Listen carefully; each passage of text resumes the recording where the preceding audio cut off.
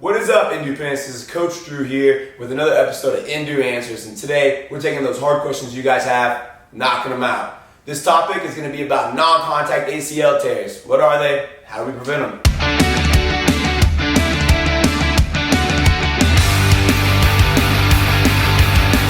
As we gain more and more knowledge in sports medicine and sports science, you would assume that non-contact injuries are going down, and yet they're going up. Why is this? The speed of the game is faster, we're playing more year-round sports, and we're not taking the time to prepare our bodies.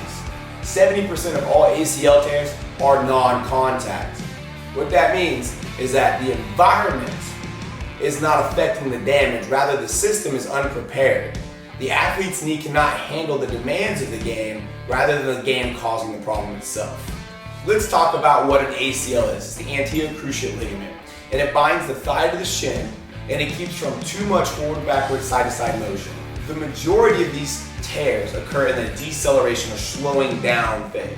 So as the body is absorbing forces to change momentum, boom, catastrophe. Clinical and research evidence is showing us that people are playing the game faster, they're playing the game more violently, playing the game more explosive. If you have a full rupture of the ACL, we're not talking you could be on crutches and back in a few weeks. It'll be 6 months before you're even starting to apply some aggressive rehab.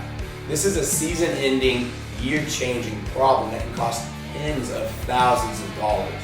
So if you're worried about an ACL-style injury, especially non-contact, there are 4 things that every single prep program should have. And if they don't include this, then you need to go apply it yourself on your own. Number 1, don't quarter squat. Get away from quarter squats. Research is showing that a deep below parallel squat has the best ability to hypertrophy cruciate ligaments. Those ones we were just talking about inside of your knee. An above parallel squat doesn't seem to have the same impact or effect, and the younger you start doing these deep squats, the better. The only issue is make sure that your technique and knee tracking are on point. There was a point in time where we believed that the quad strength was the greatest inhibitor of some of these knee problems.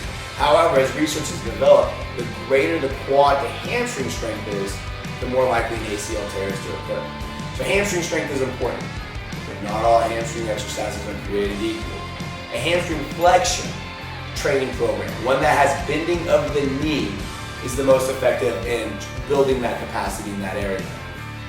Hamstring flexion is one of the greatest things we're learning about prevention in the case of ACL injuries. Quad strength to hamstring strength that favors the quad too greatly winds up increasing the risk of ACL tears. So we want to build up our hamstrings, but not all hamstring exercises are created equal. A hamstring curl drill like the Nordic hamstring is a great way to build up strength at the insertion point around the knee, whereas some exercises like RDLs and single leg RDLs build it up at the hip or mid-thigh area. We want to strengthen where the injury might be so we have good proprioception and control. Hip abduction or away from midline strengthening is a great correlator and a preventative for injuries of the ACL. So when you have a program, make sure that there is a drill that emphasizes that. Make sure when there's strength training that you're emphasizing knee out mechanics, and then make sure that you're also practicing lands, knee out, and jumps, knees away from midline. All of these things will help keep you in the right neuromuscular or proprioceptive patterns. Lastly, and probably the most underrated, is dorsiflexion training. Dorsiflexion is your ability of your knee to go over your toe. Now hold on. People probably told you knees over toes are bad for you. They were wrong. Old research has always battled us on the forefront of new technology. And nowadays, some data like above parallel squats and knee over toe movements are holding us back from preparing athletes for the speed of today's game.